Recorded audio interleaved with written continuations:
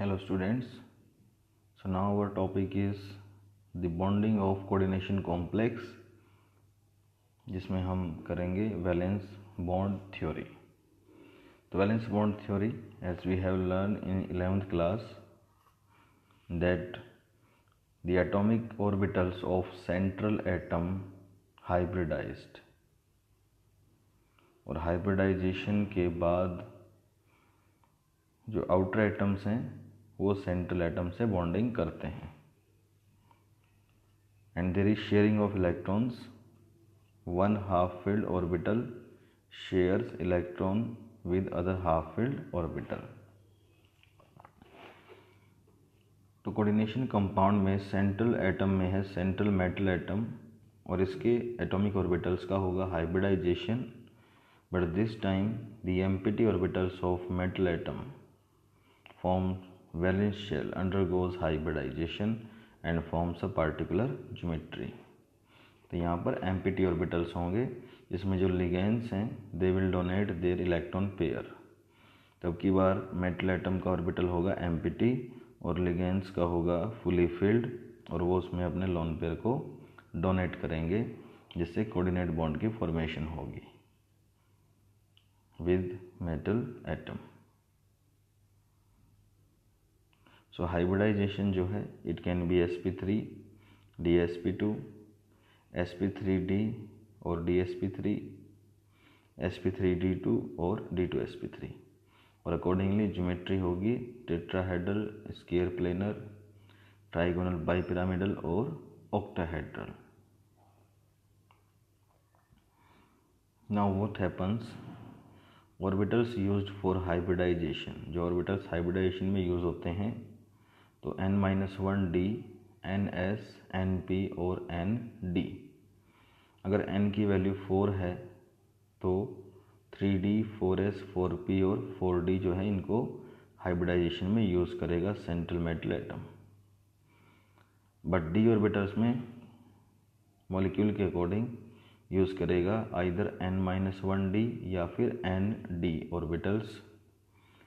अगर n-1 को use करता है तो उसको बोलते हैं inner orbital complex. For example मान लीजिए d के लास्ट 2 ऑर्बिटल और 4 के s और 4 के 3 p ऑर्बिटल्स हैं तो बोलेंगे d2sp3. और अगर 4s, 4p और db जो है फोर्थ शेल से है तो उसको बोलेंगे sp3d2. d बाहर की तरफ है तो आउटर d अंदर की तरफ है तो इनर d ऑर्बिटल्स. तो इनको बोलते हैं इनर ऑर्बिटल कॉम्प्लेक्स. और अगर लिगेंड्स में हेलोजन्स हैं फ्लोरीन, क्लोरीन, ब्रोमीन, आयोडीन, तो वो इनर ऑर्बिटल्स को यूज़ नहीं करते, दे यूजेस आउटर ऑर्बिटल्स. और अगर लिगेंड्स होते हैं दूसरे जैसे NH3, CN, CO, H2O, तो वो फॉर्म करते हैं inner orbital complex mostly, but not always. Sometimes exceptions भी पाए जाते हैं. इफ़ देर इज़ वन और मोर अनपेड इलेक्ट्रॉन, और अगर फिर भी अनपेड इलेक्ट्रॉन बच जाते हैं तो मॉलिक्यूल होता है पैरामैग्नेटिक, और सभी पेयर्ड हो जाएं तो मॉलिक्यूल होता है diamagnetic. And if n-1d orbital are not empty, अगर एम्प्टी नहीं है ऑर्बिटल्स तो इलेक्ट्रॉन्स की पेयरिंग हो जाती है रिपल्शंस की वजह से. फॉर एग्जांपल अगर d में 6 इलेक्ट्रॉन्स हैं इस तरह से, और बॉन्डिंग के टाइम ये पेयर अप हो जाएंगे जिससे 2 ऑर्बिटल्स को एम्प्टी कर देंगे. तो ये है एब्सेंस में लिगेंड्स की, और ये है एब्सेंस प्रेजेंस ऑफ लिगेंड्स में. जब लिगेंड प्रेजेंट है तो पेयरिंग हो जाती है, हैलोजन्स में पेयरिंग नहीं होती. इनर ऑर्बिटल कॉम्प्लेक्सेस को लो स्पिन कॉम्प्लेक्स बोला जाता है, क्योंकि जब अंदर के ऑर्बिटल यूज़ होंगे तो इलेक्ट्रॉन्स का स्पिन कम हो जाएगा पेयरिंग की वजह से. और जो आउटर ऑर्बिटल कॉम्प्लेक्स हैं उनको हाई स्पिन कॉम्प्लेक्स बोलते हैं, क्योंकि आउटर ऑर्बिटल्स यूज़ करेंगे तो स्पिनिंग ज़्यादा आएगी. तो या तो इलेक्ट्रॉन एज सच यूज़ हो जाएंगे या फिर पेयरिंग के बाद बॉन्डिंग करेंगे. तो इनिशियल स्टेट में अगर ऐसा ही एज सच होता है तो हाई स्पिन है, और अगर इस कंडीशन में जाने के बाद बॉन्डिंग होती है तो ये लो स्पिन बोला जाएगा। तो इनको हम यहाँ भी एग्जाम्पल से ज़्यादा क्लियर कर सकते हैं। फर्स्ट एग्जाम्पल है CONH3 3 पॉजिटिव। तो इसमें ऑक्सीडेशन नंबर जो है कोबाल्ट का वो है +3 और कॉन्फ़िगरेशन है argon 3d6 4s 4p d और f में है 0 इलेक्ट्रॉन्स। तो d6 को हम ऐसे दिखाएंगे और 4s और 4p एम्प्टी। यहाँ पर NH3 प्रेजेंट है तो ये इलेक्ट्रॉन्स सारे पेयर अप हो जाएंगे, और अगर हैलोजन होता है तो ये पेयरिंग नहीं होती। ये थ्योरी में भी हमने पढ़ा था। तो यहाँ पे अब हाइब्रिडाइजेशन जो है वो 6 ऑर्बिटल्स का होगा, क्योंकि NH3 6 हैं तो D2 से शुरू करके 6 ऑर्बिटल्स आगे तक जाएंगे हम। तो ये है D2 sp3 हाइब्रिडाइजेशन, जो sp3 D2 जैसा बिहेव करेगा और शेप होगी octahedral. And due to absence of unpaired electron molecule होगा diamagnetic, like this. Each NH3 donate करेगा पेयर हाइब्रिड ऑर्बिटल्स में D2 sp3 में, और शेप जो है ऑक्टाहेड्रल हो जाएगी, डायामैग्नेटिक होगा।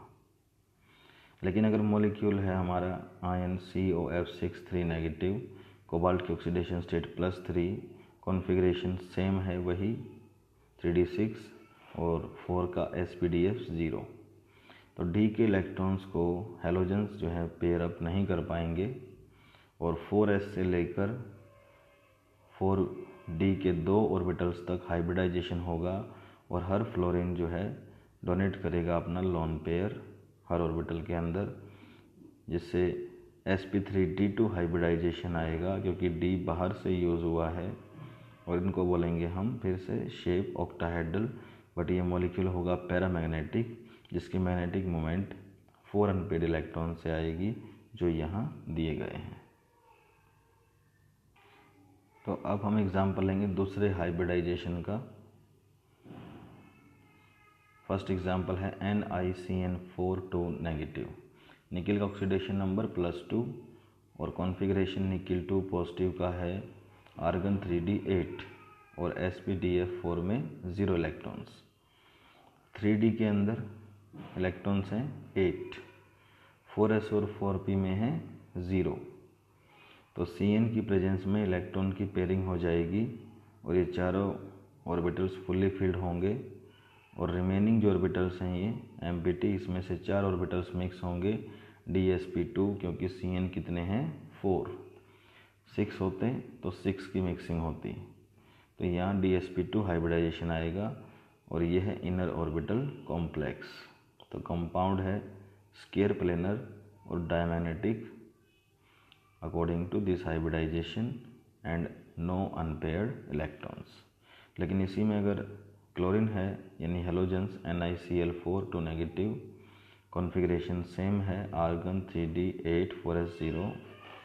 तो अब की बार इलेक्ट्रॉन्स की पेयरिंग नहीं होगी D के अंदर, ये इलेक्ट्रॉन्स D में अनपेयर्ड ही रहेंगे, और अब की बार 4 ऑर्बिटल्स यूज़ होंगे sp3। तो हाइब्रिडाइजेशन आएगा sp3 और शेप होगी टेट्राहेड्रल, और मॉलिक्यूल होगा पैरामैग्नेटिक। तो हैलोजेंस की प्रेजेंस में मैग्नेटिक कैरेक्टर ज़्यादा आएगा, क्योंकि इलेक्ट्रॉन को पेयर अप नहीं होने देते, जबकि Cn NH3 एट्सेट्रा ये इलेक्ट्रॉन्स को पेयर अप कर देते हैं। तो यहाँ पर मोस्टली बहुत ही कम स्पिन या 0 यानी कि डायमैग्नेटिक सब्सटेंस मोस्टली मिलेगा। तो हैलोजेंस और दूसरे लिगेंड्स में बॉन्डिंग का ये डिफरेंस हमें देखने को मिलेगा। और इसी तरह से हमारे पास और भी एग्जांपल्स हैं, जैसे NiCO4। इसमें निकिल का ऑक्सीडेशन नंबर है 0, तो कॉन्फ़िगरेशन है कंप्लीट 3d8 4s2 और 4p d और f में है 0 इलेक्ट्रॉन्स। तो यहाँ पर हम 3d में 8 और s में 2 इलेक्ट्रॉन्स ऐसे दिखाएंगे ग्राउंड स्टेट में, और ये p और d में 0। तो CO की प्रेजेंस में S के इलेक्ट्रॉन्स D में चले जाएंगे और ये 3D हो जाएगा 10 और 4s हो गया 0।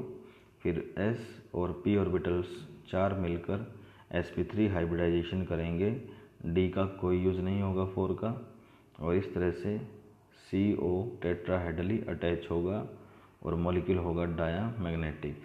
तो CO की प्रेजेंस में मॉलिक्यूल फिर से कैसा आया, डायामैग्नेटिक। और अगर जिंक की बात करें ZnNH3 पॉजिटिव आयन, तो इसमें जिंक का चार्ज है +2, जिससे कॉन्फ़िगरेशन हो गया है 3D10 और sp_df में 0। तो D अगर 10 है तो इसमें और इलेक्ट्रॉन कोई नहीं आ सकता और S और P के 4 ऑर्बिटल्स का हाइब्रिडाइजेशन होगा sp3 और सारे NH3 एक एक करके डोनेट करेंगे इलेक्ट्रॉन्स को ऑर्बिटल्स में, तो कंपाउंड आएगा टेट्राहेड्रल और डायामैग्नेटिक। तो इस तरह से इन एग्जाम्पल्स को यूज़ करते हुए इन रिमेनिंग कॉम्प्लेक्सेस को आपने खुद प्रैक्टिस करनी है। FeCN6 3 negative, MnCN6 3 negative, COOX 3 negative, इसमें OX जो है एक OX 2 कोऑर्डिनेट बॉन्ड करेगा। FeF6 3 negative, MnCl6 3 negative, COF6 3 negative and MnBr4 2 negative. और उसके बाद हम देखेंगे थ्योरी की लिमिटेशन कि ये थ्योरी जो है it do not well explains about inner and outer orbital complex. कई बार ये थ्योरी इनर और आउटर ऑर्बिटल कॉम्प्लेक्सेस के बारे में अच्छे से एक्सप्लेन नहीं कर पाती है and it do not tells about colour of complex, और ये कलर्स ऑफ कॉम्प्लेक्स के बारे में भी अच्छे से एक्सप्लेन नहीं करती है, और मैग्नेटिक करेक्टर जो है वो भी अच्छे से एक्सप्लेन नहीं हो पाता है for a large number of molecules, because sometimes halogens की प्रेजेंस में भी पेयरिंग हो जाती है और NH3H2 की प्रेजेंस में भी इलेक्ट्रॉन की पेयरिंग नहीं हो पाती अंदर की तरफ। So that is the limitation of this theory. For example अगर हम बात करें कॉम्प्लेक्स CuNH3 2 पॉजिटिव, तो इसमें कॉपर का ऑक्सीडेशन नंबर है +2 और इलेक्ट्रॉनिक कॉन्फ़िगरेशन है कॉपर 2 पॉजिटिव का आर्गन N3D9 और 4s 4p और 4d में है 0 इलेक्ट्रॉन्स। तो इस मॉलिक्यूल में 3d के अंदर इलेक्ट्रॉन्स का नंबर होता है 9 लाइक दिस। उसके बाद 4s और 4p ये हैं एम्प्टी और 4d भी एम्प्टी है।